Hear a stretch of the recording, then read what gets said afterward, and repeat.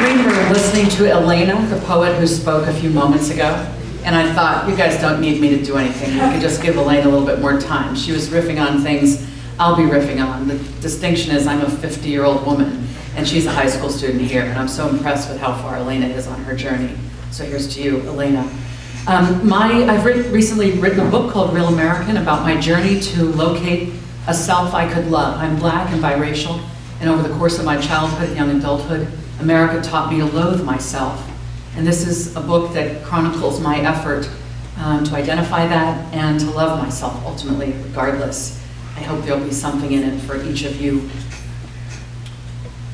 When I was 3 or 4, I lived in New York and began to sense at that tender age that something might be wrong with people with dark skin.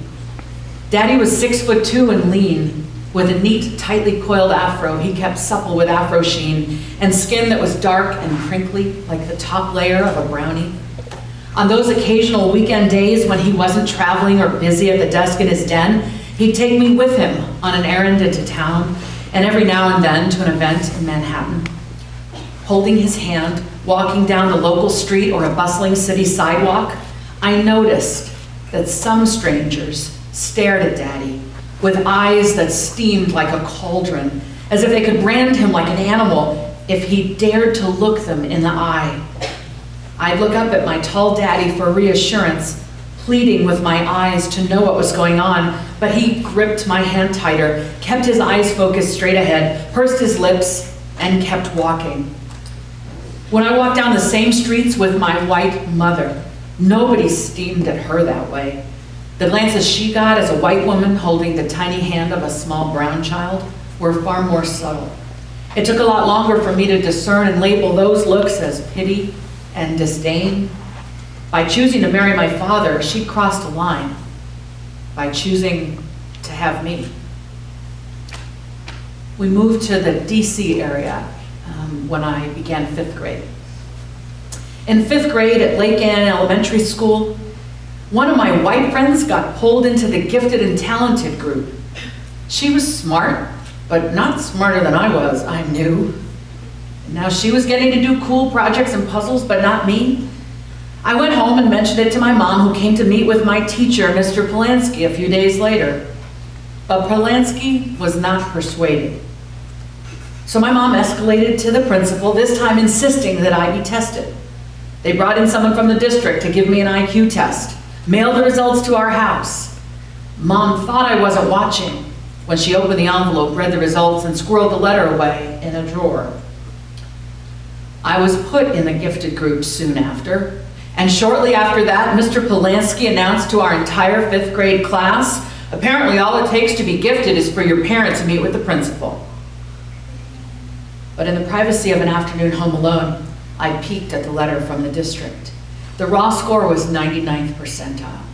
As my teacher stood smug at the front of our 5th grade classroom, it was the first time in my young life I uttered a very silent, "fuck you." I don't know if I'm allowed to say that. I think I just did. We moved to Wisconsin for me to start high school. I'm now in an all-white high school, 1,200 kids, almost literally all white, 2 Jewish families and us. The summer after sophomore year, I'm on a language exchange trip to France with a different school. I'd stayed behind our language lesson one day to ask the professor a question, and then found myself walking back to our Paris youth hostel alone. I came upon a small park where a little white girl of no more than 10 was kicking gravel out of her shoes. As I neared, she stopped what she was doing, looked up at me and spoke. "Pourquoi tu noir?" she asked me. It means, "Why are you black?" Decades later, I would read the work of Fennell, who had also had a humiliating encounter with a little white French girl. But on that day, as a 15-year-old walking through Paris, I was alone, with just my rudimentary French and my fragile sense of self. "Pourquoi tu noir?" she demanded. "Parce que j'ai de la chance." Because I am lucky, I told her. I didn't believe it, but I wanted to. I hoped my words would send this little stranger home with some big questions. I didn't want to make excuses or give this little girl a lesson in anthropology. I wanted to fucking shine. I wanted to shine so effing much that that little white French girl would ache to be me. Ache like me. At the start of my senior year, I'm now serving my school as president of the student council, and I'm vice president of the senior class of my class for the 3rd year in a row. I turned 17 that November, and something about turning 17 made me want to look like the woman I was becoming. Getting ready for school on my birthday morning, I'd pulled the curling iron through my hair over and over and over again, smoothing it into a nice, sleek, low ponytail that would hang from the nape of my neck. I'd spent a few extra moments on my makeup, carefully drawing the charcoal eyeliner across my lids, swishing the black mascara along my lashes, contouring my cheeks with chestnut blush, and painting my lips raisin. I'd selected a beautiful black wool dress to wear, a professional cut with long sleeves, a round neck, and the shoulder pads that were the fashion at the time. I'd pulled nylons over my strong calves and thighs, and to finish the look, I wore a pair of black patent leather pumps that made me 3 inches taller. Decades later, I would read a short story that described a middle-aged woman as, quote, no longer ripening, but not yet deteriorating. Back at my house on that November morning of my 17th birthday, I was ripening beautifully, and I knew it. I entered the school and headed left toward my locker, which was located in the bank reserved for seniors, in the central hallway near the administration, conveniently close to everything. Even above the din of student voices and slamming lockers, I could hear my heels clicking with precision on the shiny cement floor. I could already see way down the hallway in front of me the birthday sign my best friend Diana had made me, with its 5 sheets of white paper taped one to the next, to the next, to the next, to the next, in a sort of vertical column with shimmering silver ribbons taped to the top and sides spiraling out to the hall. I felt a surge of anticipation of the attention I was going to get that day. A friend shouted, "Happy birthday," as I made my way down the hall, and I nodded, smiled, and shouted, "Thanks." When I got to my locker, I stood and admired Diana's creativity, reading from top to bottom all the bits of language and imagery she'd gone to such trouble to cut out of magazines and glue on there for me. I opened the locker, put my backpack inside, pulled out the books I needed for my first 2 classes. Then I turned and smiled at someone else saying happy birthday, clanged the locker door shut, and twisted the combination lock a few times. I strode down the main corridor toward my first class, feeling like I owned the place. Some unknown minutes later, someone took a thick black marker and wrote N-I-G-E-R in 3 places on my birthday sign. Even spelled incorrectly, I knew what they meant.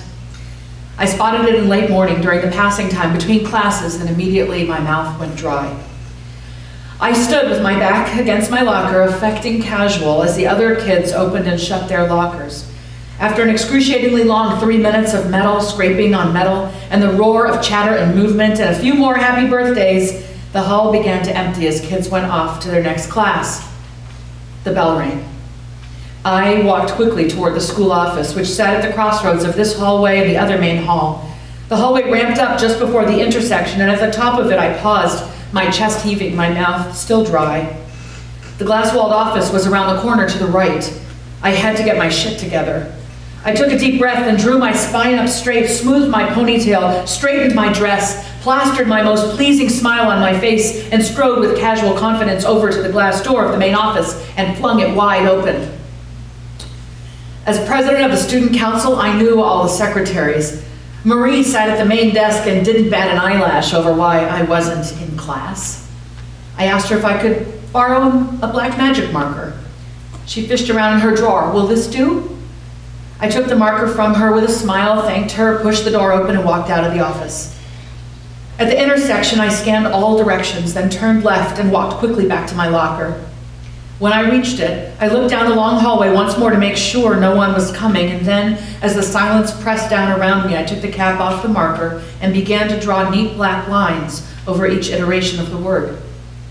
I now had 3 black boxes where the words had been. I turned around and pressed my back into my locker, still clutching the marker, my knees sinking a little bit toward the floor. At day's end, I took the sign home, and in the privacy of my bedroom, I pulled my senior year scrapbook from the bookshelf above my desk and opened it to the first blank page. And there I pasted my birthday sign, accordion style, so that it could be completely unfolded to resemble what it had looked like hanging on my locker. Before closing the scrapbook, I took a pair of scissors and, like a surgeon excising tumors, removed the 3 iterations of the shameful word, then threw them in the trash. I closed the scrapbook and returned it to the shelf containing the recorded history of my childhood. Over the winter holidays, I typed my college applications. In April, I accepted an offer of admission to Stanford University. A classmate, Harris, had applied to Stanford but had not gotten in.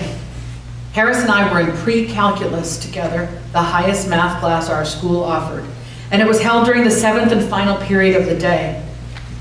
One day in April, right after the bell rang, signaling the end of class, the end of school, Harris's father walked in to our math class, sat down at an empty desk next to mine, and began talking to me in a kind of playful way. "So, you got into Stanford?" I looked up at my friend Harris and silently asked, "Why is your dad here?" Then I replied, "Yes." "So, what were your SAT scores?" I responded, "Do you think it's fair that you got into Stanford over Harris when his scores were higher than that?" Harris was not the president of the student council. Our grades were roughly the same, but I had stolen his spot at Stanford with my blackness. I told no one about my birthday sign, and I'd go on to tell no one for decades. Not my parents, not the school, not my best friend. I'd gotten the message loud and clear. I was the N-word of my town, and I was ashamed. So now I am a freshman at Stanford, and I do very badly my first quarter. I get a 2.0, a B, a C, and a D. And as the evidence comes that I'm not doing well in these classes, I start to believe what Harris's father had intimated, that I didn't have the intellectual capacity to really thrive at a place like Stanford. It was as if his sense of that made me start to believe the stereotypes that they'd admitted me because I was black, or maybe black and female, or maybe black, female, and from the middle of nowhere, Wisconsin, and that I didn't actually have what it would take to survive or thrive.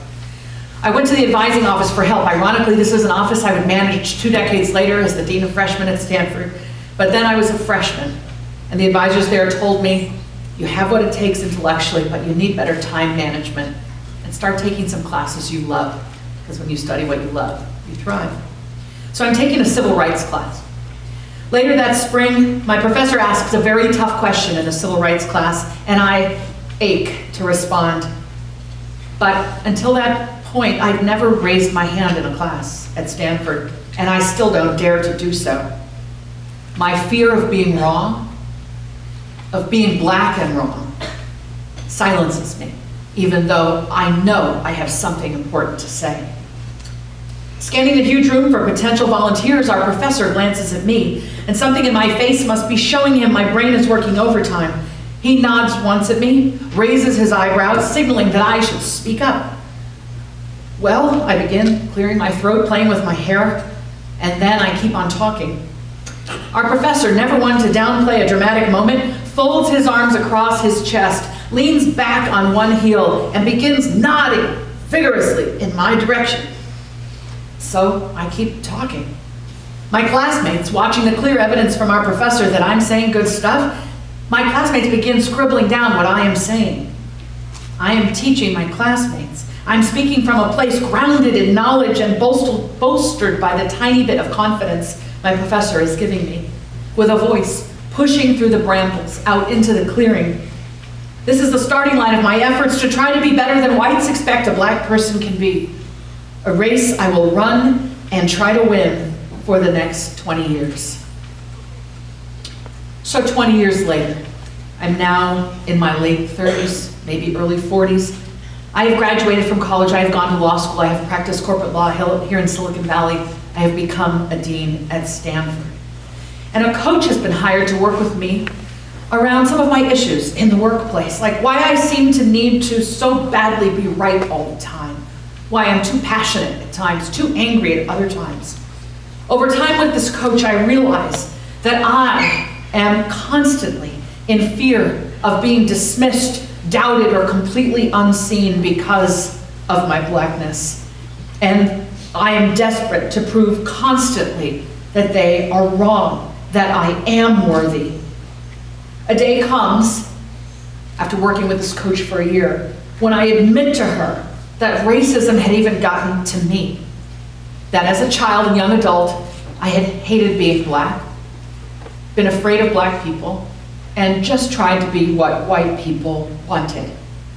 And as I said this to her, these shameful truths, as they came up out of my mouth, they began, the grip they had had on me began to lessen. It was a sense of relief that I felt. It was as if I could fling this racism that had made me loathe myself and my people off of me, just by admitting that it had once inhabited me. I came to work the next day on the Stanford campus, and it was as if every black person, every black colleague, every black student had gotten a memo saying, "Smile at Julie today." But of course they hadn't gotten a memo. I was finally able to see myself, so I could finally see them. Later, some colleagues would say to me that they'd been waiting for me all along. My message to you today is, don't let someone else's racism or bigotry make you feel less worthy. Love yourself. Be proud of loving yourself. If they don't love you, that's their problem. I hope you learned long before I did that you are magnificent in your blackness, in your brownness, in your otherness, whatever it is. They who hate, they're the ones that have work to do. You are magnificent. You belong here, to yourself, to this community, to America. Thank you.